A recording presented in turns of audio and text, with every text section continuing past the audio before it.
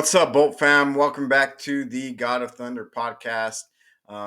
It is the first of the year, first podcast of the year in the year of 2024, the year of the Mamba. And I've been on a little bit of a hiatus, just dealing with school.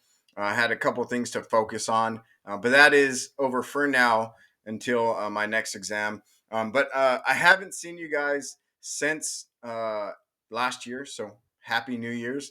I hope you guys are all still following through with your New Year's resolution. Haven't given up on those yet. And we got a lot to talk about this week. I mean, the season is officially over. Jim Harbaugh has just won a natty with Michigan. Some amazing coaches have retired or been fired. And the Chargers are still looking for a head coach and a GM. So, a lot to cover today.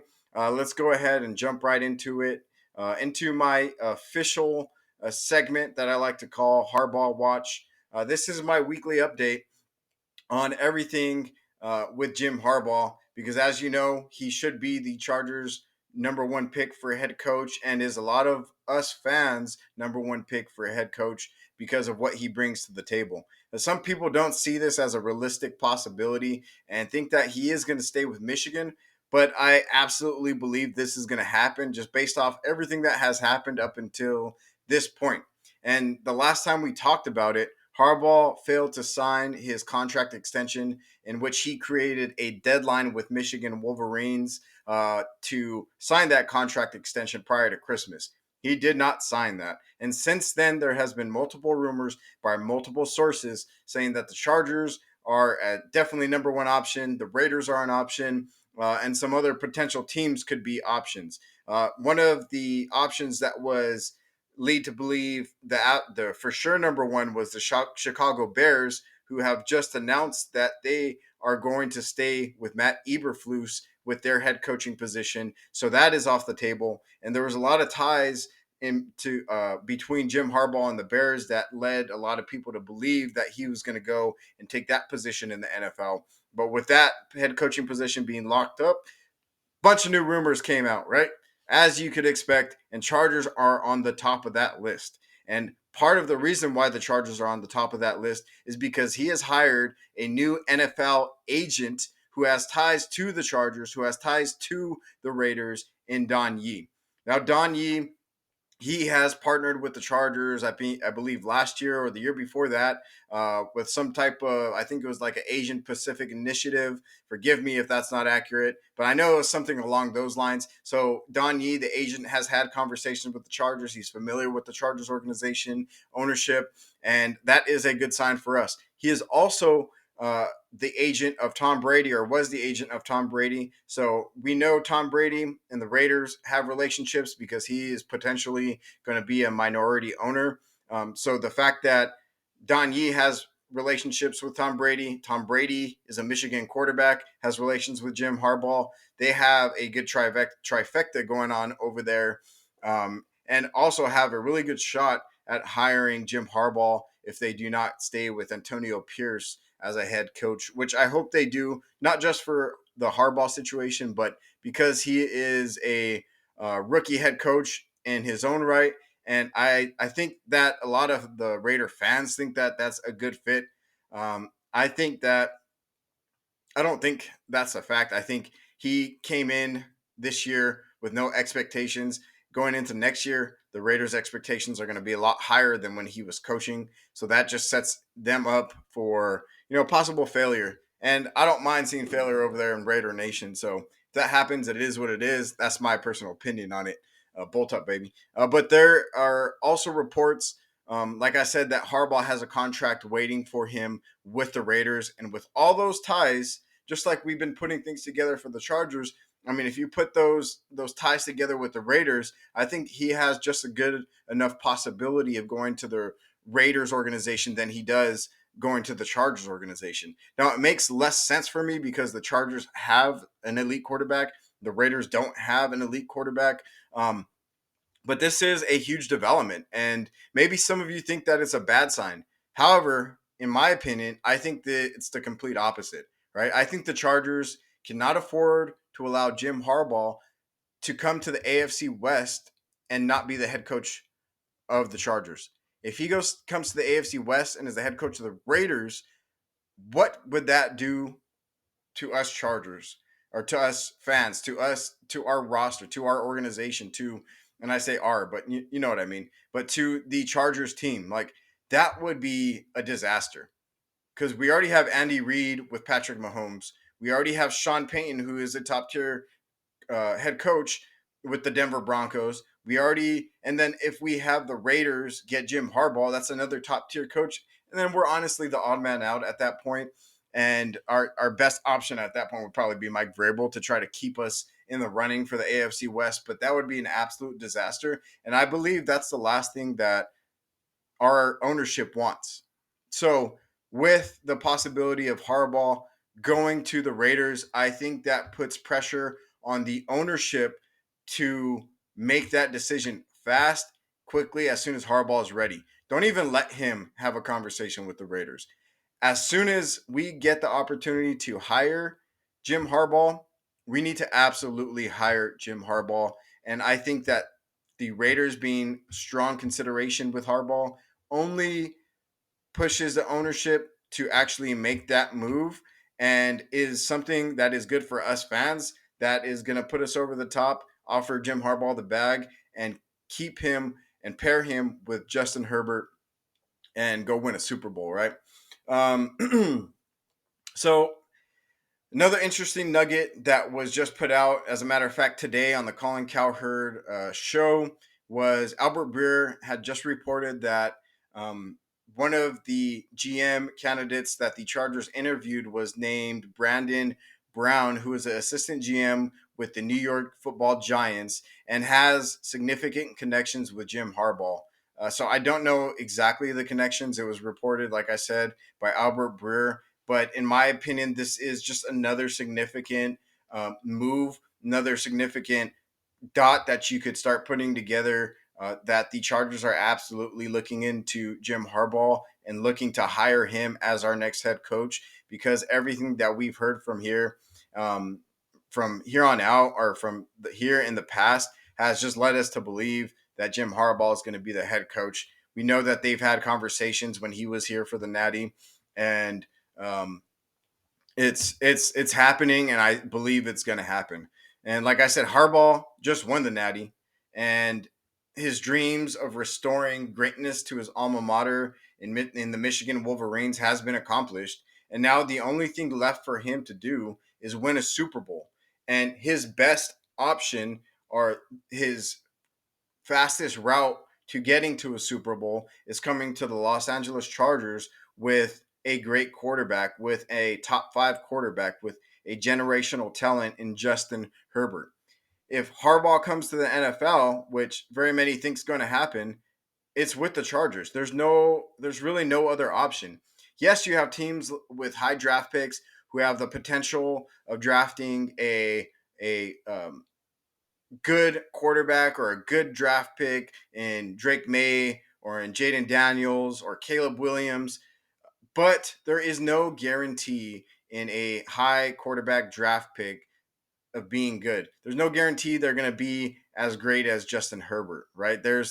At that point, there's a 50% chance that you have a high draft pick that is going to be an elite quarterback. I mean, just look at Trevor Lawrence, right? Trevor Lawrence was the best QB prospect ever.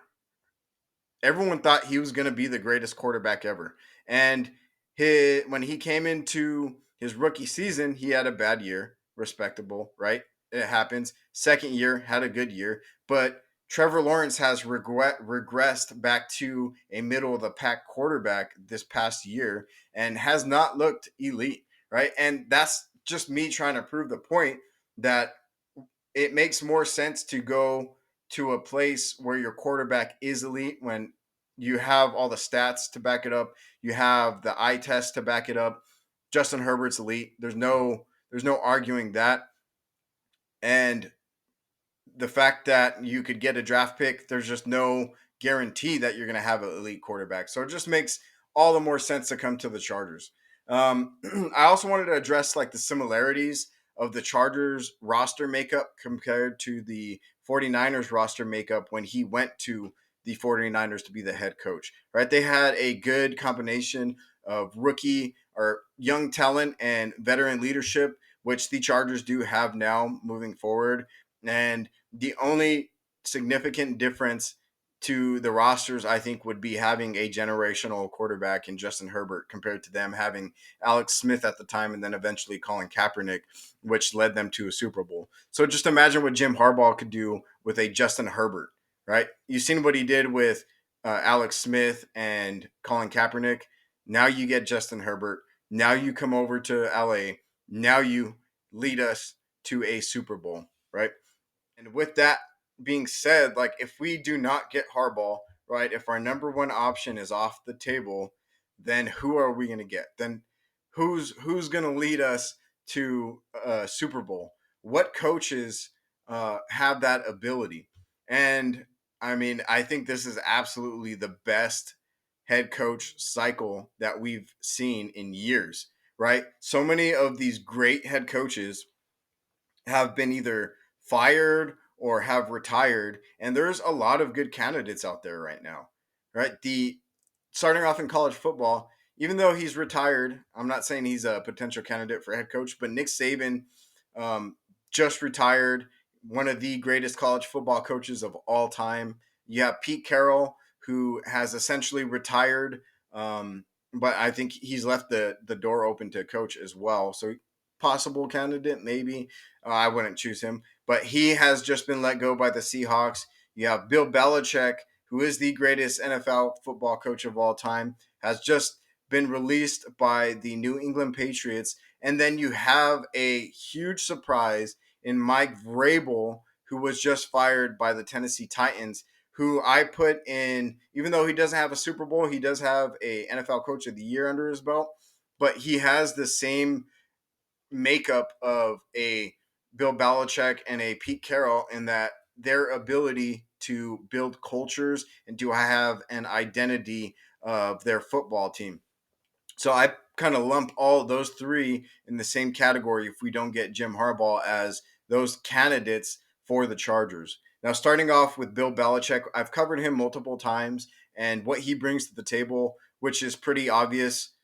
Genius mindset on the defensive end, tier one coaching, head coach experience, right? And what he lacks, I guess. So those are the two pros. What he lacks is his GM ability, but he does do more with less. He has consistently built top 10 defenses, and what he's done with elite quarterbacks is win titles, win championships. He's just all he's done is win, and I think we're starting to see the trend of great defensive coaches with elite quarterbacks are starting now to pick up steam of being potential head coaches. Because, like, if you look at the AFC right now, there's a lot of defensive head coaches who are good at their job, unlike Brandon Staley, but who actually have good defenses and elite quarterbacks are in the playoffs right now. Right, you look at the Buffalo Bills with McDermott and with elite quarterback like Josh Allen, playoffs. I mean, you look at what Mike Tomlin has been able to do with not an elite quarterback but elite defense, got them to the playoffs. You look at what Houston's able to do right now. They have an elite defense or an elite defensive mind, really good rookie quarterback, and they're in the playoffs. So, I mean, I think there is steam on getting a defensive minded head coach. I know the trend for the past couple years have been offensive minded head coaches, but if you have an elite quarterback and an elite defensive minded head coach, that is a good combination for a championship. And that's what Bill Belichick would bring to the Chargers. Now, the issue with Bill Belichick, in my opinion, is that he is 72 years old. We just seen Nick Saban retire. We just seen potentially Pete Carroll retire because he's stepping into a front office role with the Seahawks. So the longevity of what Bill Belichick would be able to do with the Chargers is my only question. Would he come here and try to make a 5 to 10 year run with Justin Herbert, or is he going to come in and retire at 75? Right, that's only a 3 year run, and we've seen the carousel of Chargers head coaches, offensive coordinators, and whatnot that have just been plaguing this team. And that's the last thing that I think we should get or we should do for Justin Herbert, and the organization will want to do for Justin Herbert. And that's why I don't see Bill Belichick being such a strong candidate that we maybe thought of when a lot of the reports came out that they were going to separate from the Patriots. And then same for Pete Carroll. Like I said, he is taking a position in the front office with the Seahawks, but he is also 71 or 72 years old. How much time does he have left to coach? Yeah, he's a very energetic man, but I mean, these coaches are 72, 73, 74 years old. What are they going to be able to accomplish? How long are they going to coach for? The longevity and continuity of a head coach is important for a great quarterback. So I think those factors come into play when you want to consider a Pete Carroll or a Bill Belichick as our next head coach. But that leads us to Mike Vrabel. Mike Vrabel, first couple years with the Titans, NFL Coach of the Year, winning records. I think he took him to the AFC Conference Championship, right? With Ryan Tannehill. Although it was with one of the greatest running backs of all time, and with an AJ Brown at wide receiver, what they were able to accomplish in Mike Vrabel's first couple years was awesome. Now, when the running back started to get a little bit older, and when AJ Brown was traded, now you start to see, some issues on that offensive side of the football start to go downhill, while the defense still maintained, and because he is a defensive minded coach, his defense still maintained really good defensive football, right? But if you pair him, Mike Vrabel, with Justin Herbert, Mike Vrabel takes care of the defensive side of the ball. Justin Herbert, we've seen carry our football team the past 3 years with Brandon Staley's poor coaching. That combination will lead, again, I believe, into championships, right? Because that is what Justin Herbert needs. He needs someone that's going to help him. Like, he's literally been doing it all by himself these past 3 years.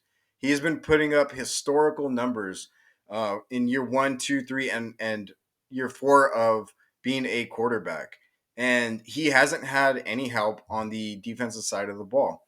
So bringing a culture builder like Mike Vrabel into the mix as a potential candidate, I absolutely love, and I think that's what the Chargers need, is someone who's going to bring in the ability to build a culture, because the Chargers organization has failed at that. Right, their ownership has failed at building a culture and supporting a coach and allowing him to build a culture that is necessary in order for the team to continue winning. So Mike Vrabel, absolutely good option. Now, people are still looking at a potential Ben Johnson and other candidates for the head coaching position, but we haven't interviewed them yet. We haven't interviewed Mike Vrabel either, but we haven't interviewed Ben Johnson yet, who is going to be strongly considered. And I have been going back and forth on this, because I don't think a rookie head coach is the answer, but there has been success, and you can't deny it, with rookie offensive head coaches coming into the league and performing and leading their teams to the playoffs and whatnot. I mean, you look at McDaniels over there with the Dolphins, Sean McVay. You look at Shanahan when he took over in with the 49ers organization. So Ben Johnson has absolutely been a elite offensive coordinator for the past 2 years. There's no denying that. He knows how to call plays, but the question is he going to step into a head coaching role and start to struggle? He doesn't have any head coaching experience, so you're taking a risk at hiring another young first time head coach, and I just don't think that the risk reward is there. I don't think that we can afford to whiff on another young, talented offensive or defensive coordinator. And it's going to come down to a veteran head coach with a true identity and the ability to build that culture for our organization, and hopefully be here for the next 5 to 10 years, and to pair with Justin Herbert, because we have him, generational talent, elite top 5 quarterback. You just can't afford to keep wasting his prime like we did with Philly.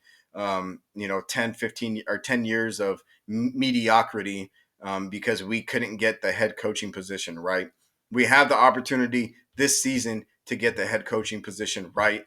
And I think that is Jim Harbaugh or Mike Vrabel. Strong consideration for Mike Vrabel, but absolutely Jim Harbaugh at number one. All right, moving on to the 2024 or 2023 season recap. We came in this season with lots of expectations, Super Bowl aspirations. The organization and GM went all in this year, keeping Khalil Mack, Joey Bosa, Derwin James, Mike resign or keeping Mike Williams, Keenan Allen, keeping Austin Eckler, giving him some incentives. We held this team together as best as we could.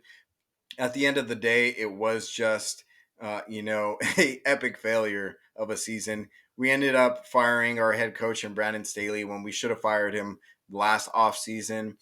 We had, again, injuries to Mike Williams. We had injuries to Justin Herbert, first his left hand and then his right hand being out for the season. Joey Bosa once again went on IR for another season, I think in back-to-back seasons.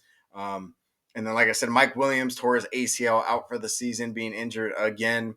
Keenan Allen didn't play the last 5 games of the season with a heel injury, which could be tied to Justin Herbert being out for the season as well. I bet if Herbert was playing, Keenan Allen could have came back and played, but nevertheless, he was out for 5-6 games.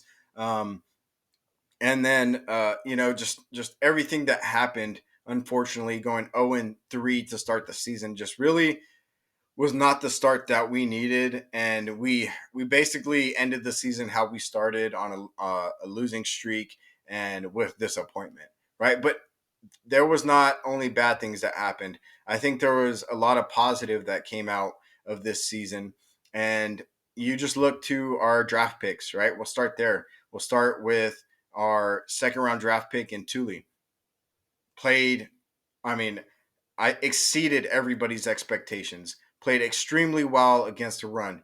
Rushed the passer extremely well. He was such a surprise to all of us. I don't think we expected him to come in and play as well as he did, as fast as he did. But I think Khalil Mack and Joey Bosa, you probably, they had a lot to do with it, coaching that young man up. And Thule played absolutely amazing. I am so happy we have him. And then you go to our 4th round draft pick, who is actually an All-Pro in Davis. Congratulations to Davis. He played lights out for us, man. He deserves All-Pro. He's our only All-Pro from our roster. Shout out to him. He absolutely deserves it. Can't wait to see what he's able to do next year. And then Cameron Dicker, right? Cameron Dicker has played absolutely fantastic football, has been one of the most accurate kickers the past 2 seasons for us. So I think it's safe to say we have finally found our kicker in Dicker, the kicker. And shout out to him for having a good year. I think I just seen a stat where he is the most accurate kicker in NFL history.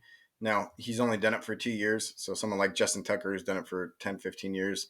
He's accurate. But so it's a smaller sample size, but it's not easy to do, to be labeled that. So, like I said, shout out to Dicker. And then we've had Khalil Mack have an absolute year, like, just to put it for a lack of words, right?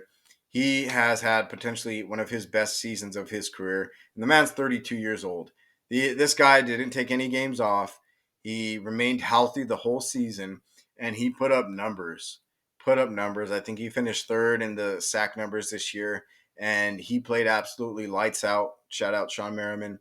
And this, unfortunately, is most likely going to be the last year that he has played with the Chargers, and I think he's going to move on to a contender and hopefully go get a championship. But shout out Khalil Mack, also had a really good year for us. And then what are the other? Alohi Gilman. I'll give a shout out to Alohi Gilman. He was in and out of the lineup with injuries, but when he was playing defense, he caused turnovers. He made plays.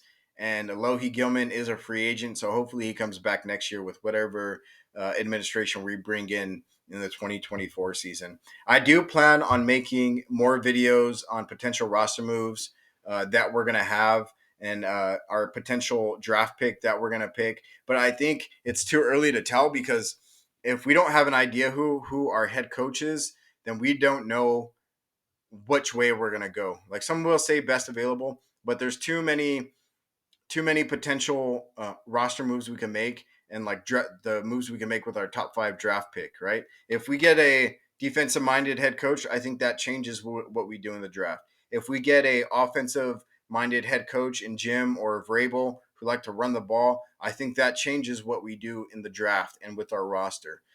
So I think it's too early to start making those assumptions on what potential roster moves we're going to make. But as soon as we find out who our head coach is and who our GM is, I am going to put out a couple of videos on our roster moves and who we're going to get with our top 5 pick, or if we're going to trade back with our top 5 pick, which I think is probably, no matter who we get, the best option, unless of course Marvin Harrison Jr. falls to 5, which I doubt is going to happen. So moving forward, there will be more videos. Just go ahead, hit that like and subscribe so you get that notification when I do put out that new video, and we can talk about it, right? Just do a little talking, do a little predictive analysis. So like and subscribe. And then furthermore, I'm going to be doing some more updates on the podcast, get some better cameras, get a better background. I'm actually looking into like a neon sign with the God of Thunder podcast. It's going to go back there. So stay tuned for that. And I will absolutely make a video the same night we get that announcement that Jimharbaugh is the head coach. So once you see that, give me a couple hours. Make sure you come check the announcement that Jimharbaugh was hired. But with that being said, I want to thank you all, my loyal listeners, coming back, listening to me, checking out my channel. And for all you new people checking out my channel, go ahead, hit that like and subscribe button. If you have any comments or questions, go ahead, shoot them down in the comment section. And if this is your first time, like I said, appreciate you coming. But this is the God of Thunder podcast, first stream of the new year, the year 2024. It is the year of the Mamba. I hope you guys all have a fantastic week, and I'll see you guys next time. All right, bolt up, baby. I was given a wish. I find nothing.